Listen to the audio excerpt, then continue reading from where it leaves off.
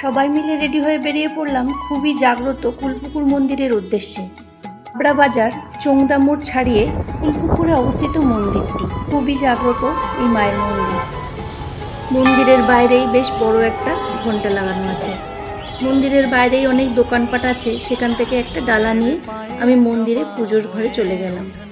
মন্দিরের ঘরে ওখানে ডালা দিয়ে নাট মন্দিরে কিছুক্ষণ বসে রইলাম।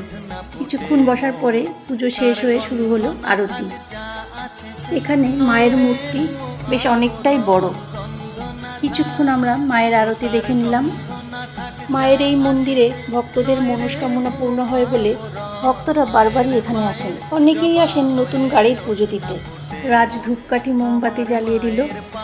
মায়ের মন্দিরের পাশেই রয়েছে নারায়ণের মন্দির, বাবা ভোলানাথের মন্দির, মা মনসার মন্দির, রয়েছে শিবলিঙ্গের মূর্তি।